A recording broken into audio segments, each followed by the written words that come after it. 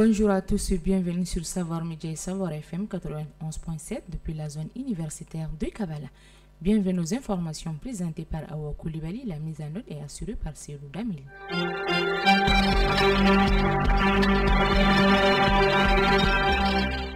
Au sommaire.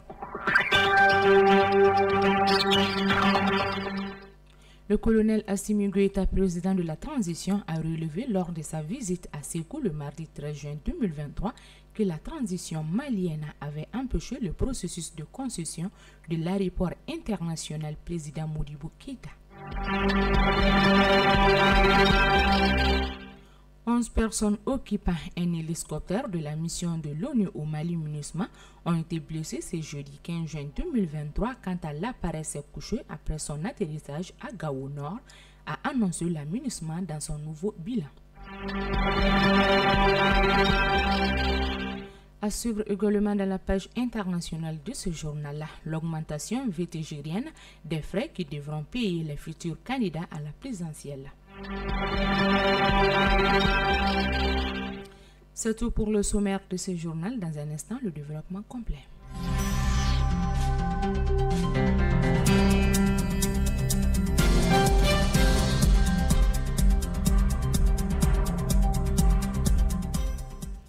Une fois de plus, bonjour à tous et bienvenue dans cette page d'édition du vendredi 16 juin 2023 comme annoncé dans les titres.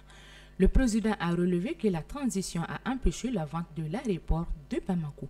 Le colonel Assimi Goïta, président de la transition, a relevé lors de sa visite à Sékou le mardi 13 juin 2023 que la transition malienne avait empêché le processus de concession de l'aéroport international Modibo Keïta ainsi que la vente de la compagnie malienne de développement textile et de l'usine malienne de produits pharmaceutiques.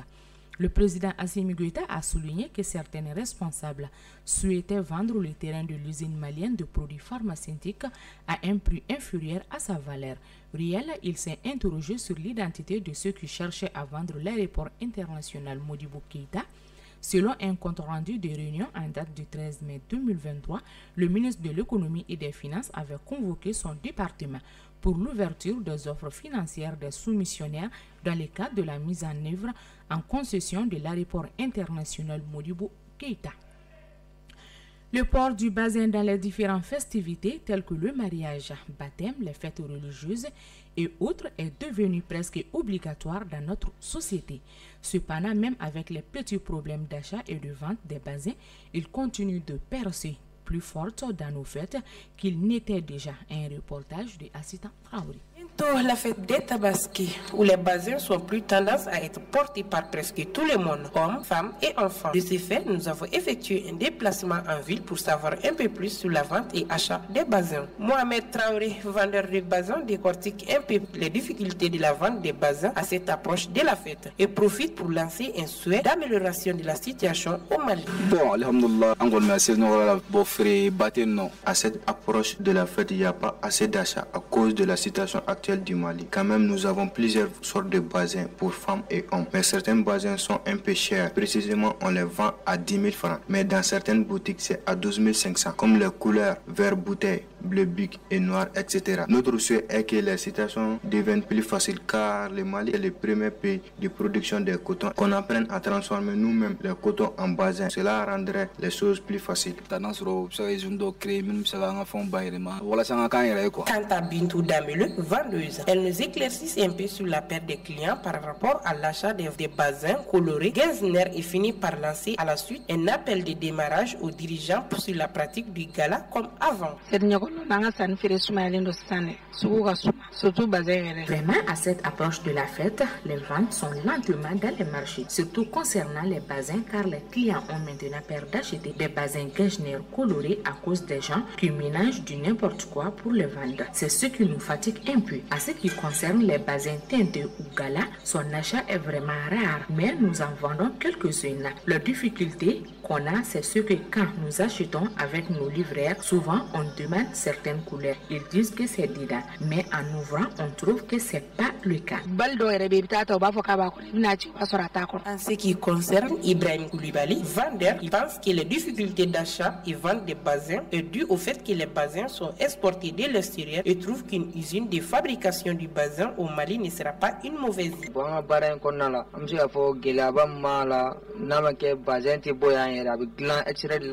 Les difficultés dans les ventes de bassins est que les bassins viennent de l'extérieur. Si c'était au Mali, on allait les trouver plus facilement et les vendre moins cher aux clients. À l'approche de cette fête, les différents bassins qu'on vend actuellement sont des Getzner AC, des Weber et des bassins teinturés. Ces bassins sont venus de l'Allemagne. Ce qu'on demande aux autorités, c'est de prévoir une usine de fabrication des bassins au Mali pour que les Maliens puissent trouver les bassins plus facilement et cela permettra aussi de diminuer les chômages. En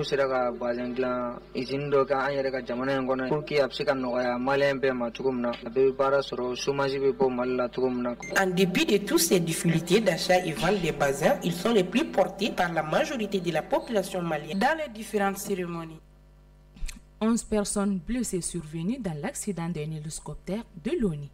11 personnes occupant d'un hélicoptère de la mission de l'ONU au Mali MINUSMA ont été blessées ce jeudi 16 juin 2023 quand l'appareil s'est couché après son atterrissage à Gao Nord, a annoncé la MINUSMA dans ses nouveaux bilans. Un précédent bilan donné par une porte-parole de la MINUSMA avait fait état d'au moins 3 blessés. L'accident est survenu après un renversement de l'appareil par des vents violents sur le tarmac de l'aéroport de Gao. A dit la MINUSMA sur Twitter, elle a établi un nouveau bilan de 11 blessés maintenant, confirme dont 2 dans un état critique et 9 légèrement blessés. Les blessures ont été évacués vers un hôpital. La laïcité étant un principe républicain, le respect de tous les citoyens, de l'égalité de tous les citoyens devant la loi sans distinction de religion, est un sujet qui est actuellement sur beaucoup de lèvres.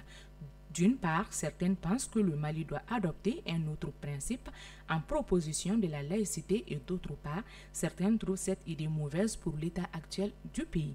De ce fait, nous avons effectué un déplacement en ville pour recueillir l'avis des civils sur ce sujet.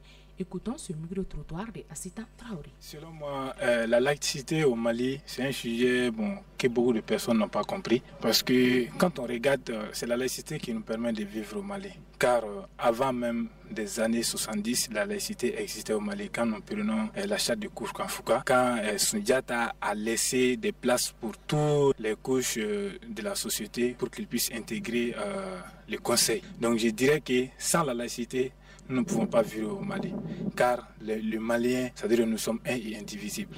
Donc c'est la laïcité qui permet de nous réunir et qui nous permet de vivre. C'est la laïcité qui va permettre à ce Mali de devenir le Mali impeccable du monde entier. Moi je pense que la laïcité dans notre pays, c'est pas du tout une bonne idée. Parce que nous, au Mali ici, nous sommes à 95% de musulmans. Donc la laïcité, c'est pas du tout bonne. Donc on doit écouter les musulmans. Notre pays doit être un pays islamique, pas avec laïcité. Pour moi, franchement, la laïcité au Mali, c'est pas une bonne idée. Déjà ici, chacun a le droit de pratiquer la religion qu'il veut. Le Mali n'est pas un État islamique, donc il y a des chrétiens. Pour moi, franchement, chacun a le droit de pratiquer la religion qu'il veut sans imposer la religion musulmane à d'autres personnes. Concernant la laïcité, moi je pense qu'on ne peut pas supprimer la laïcité au Mali. Pourquoi? Parce que déjà, le Mali est un pays laïque. En fait. Donc si on supprime la laïcité au Mali, ça crée un conflit entre les différentes religions. Même si on prend les mariages mixtes, comme par exemple le mari est chrétien, la femme elle est musulmane. Donc si on supprime la laïcité, ça va poser beaucoup de problèmes. Pour moi, on ne doit même pas penser à supprimer la laïcité au Mali. La laïcité, je pense aujourd'hui quand même là où on est, c'est la solution au Mali. Si on essaie de changer la laïcité pour autre chose, pour une autre république chrétienne, islamique ou autre, là, ça va amener un autre problème qui est plus que ces problèmes qu'on est en train de vivre maintenant. Effectivement, on ne peut pas changer. Mon point de vue sur cette question, c'est que vraiment, le Mali, nous, on ne peut pas abandonner la laïcité comme ça, puisque le Mali est un pays qui abrite vraiment pas mal de religions différentes, telles qu'il y a des musulmans, il y a d'autres même qui ne pratiquent aucune de ces religions. Donc, si on dit que le Mali doit quitter la laïcité et aborder une autre appellation, je sais pas, islamique, pour moi, ça, c'est pas une bonne chose. Voilà, puisque depuis les temps anciens, on travaille sur cette laïcité-là. Et c'est ce qui fait l'harmonie au Mali, au fait. L'harmonie entre les religions, voilà, entre chrétiens et musulmans, on se serre la main et il y a le mariage entre nous, tout, on fait toutes choses ensemble. Donc, si on dit d'enlever cette laïcité-là et d'amener un État islamique ici, bon, pour moi, ça, c'est une catastrophe. La nouvelle constitution malienne est un enjeu crucial pour la gestion des ressources naturelles et minières du pays. Le véritable enjeu du moment n'est pas de convaincre les Maliens d'aller remplir le stade du 26 mars, le vendredi prochain, ou d'aller voter en faveur du oui le dimanche prochain, mais de nous convaincre en quoi la nouvelle constitution par rapport à celle de 92 permet au Mali et aux Maliens de tirer le maximum de profit des immenses ressources naturelles et minières dont regagnent le sol et le sous-sol du pays. Aujourd'hui, tous les pays industrialisés puissants de la planète Terre sont au Mali pour leur intérêt sous le label de la lutte contre le terrorisme et non pour aider les Maliens. Autrement dit, tout le monde est en train de gagner dans cette guerre, sauf nous les Maliens, au lieu de faire de cette crise une opportunité de changer radicalement le système de gouvernance. Nous sommes en train de nous donner encore une constitution qui demeure floue sur la manière dont les recherches du pays doivent être désormais gérées ou cédées aux industries étrangères, qu'ils soient chinois, français ou russes. Page internationale. Au Burkina Faso, plusieurs femmes ont refusé de faire leur entrée dans le gouvernement.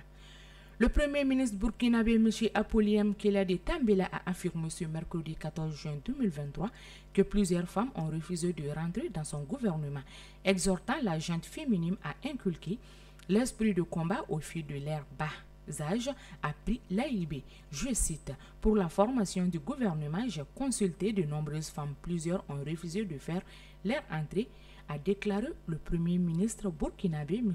Apollinaire de Tambela lors d'une rencontre dans ses bureaux avec des associations féminines conduites par le ministre en charge de la femme Nandi Soni Diallo. Au Zambie, le Parlement du Zimbabwe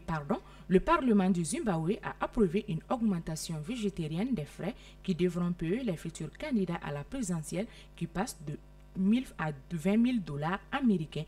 Une décision jugée ce jeudi 15 juin 2023 discriminatoire par l'opposition. Ces frais de candidature qui discriminent les citoyens en fonction de leur statut économique et excluent les pauvres et les personnes à la marge violant la Constitution, a déclaré ce jeudi à l'AFP Fad Zazi Nabire, porte-parole du principal parti d'opposition, la Coalition des citoyens pour le changement.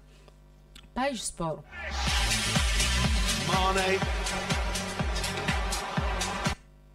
Cristiano Ronaldo conseille une recul à Al-Nassr. Cristiano Ronaldinho, 38 ans, a posé ses valises en Arabie Saoudite depuis quelques mois. Le Portugais a d'ailleurs conseillé Karim Benzema qui a rejoint Al-Hilal. Ce n'est pas le seul joueur que CR7 aimerait faire venir au sein de la Saudi Pro League. Nous bouclons ce page sport avec Kylian Mbappé avait réclamé l'arrivée de Suède à Bellingham. Kylian Mbappé envisage bien de quitter librement le PSG à l'été 2024. Si tous les tenants et aboutissants de ce dossier ne sont pas connus, les promesses sont tenues par un club en matière de recrutement. Explique probablement en partie cette décision ce vendredi 16 juin 2023. La média madrilienne défenseur central relève notamment que le Français aurait milité auprès de sa direction pour l'arrivée de la jointe Bellingham l'été dernier en V.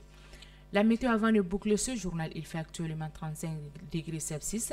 Le maximum attendu pour le reste de la journée est de 40 degrés Celsius. Le soleil se couchera sur Bamako et ses environs à 18h58. Ceci met fin à cette page d'information qui vous a été présentée par Awa Koulibaly. Sa mise en œuvre a été assurée par Cyril Damili. Merci à vous de l'avoir suivi et bonne suite de programme sur le groupe Savoir Média.